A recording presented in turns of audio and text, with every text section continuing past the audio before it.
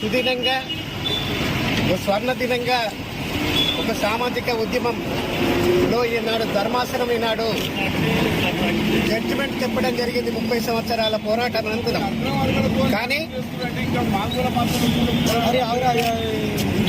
ఈరోజు ఒక 7 బెంచ్ భారత రాజ్యాంగం 7 జడ్జీలలో మెజార్టీ జడ్జెస్ 6 జడ్జీలు కూడా అనుకూలంగా ఈ కేటగిరైజేషన్ సమర్థిస్తూ ఈనాడు justice Chandrachud chief justice of India గారి నాయకత్వంలో 6 కూడా జడ్జీలు దీన్ని సమర్థిస్తూ ఈ సబ్ కేటగిరైజేషన్ చేయొచ్చు అనే దాన్ని ఈనాడు వెలువరించడం జరిగింది. అదే మాదిరిగా ఒకే ఒక జడ్జి బేలా మిత్ర ఆమె దాన్ని గుజరాత్ కు చెందిన జస్టిస్ బేలా మిత్ర గారు తన అభిప్రాయాన్ని వెలిబుచ్చారు అంతే.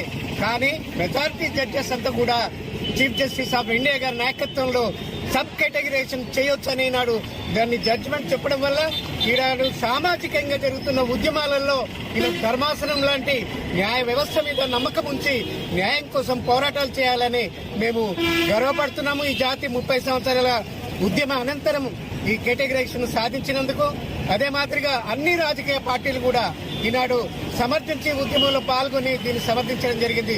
దాంట్లో ముఖ్యంగా మాదిగ జాతి ఈనాడు ప్రధానమంత్రిని సైతం తెలంగాణ రాష్ట్రానికి రప్పించి సామాజిక ఉద్యమ నేపథ్యాన్ని వివరించడం జరిగింది.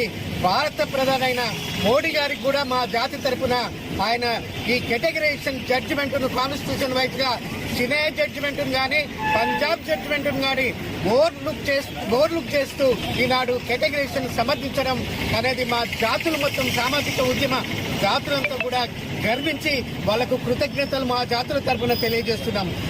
భారత ప్రధాని గారు మోడీ గారు దీనికి ఎక్కువ చొరవ తీసుకొని ఈనాడు భారత రాజ్యాంగం తరఫున ఈనాడు కేటగిరైజేషన్ సమర్థించు జడ్జిమెంట్ చెప్పినందుకు వారికి పదే కృతజ్ఞతలు తెలియజేసుకుంటున్నాం ఎంఆర్పీఎస్ తరఫున.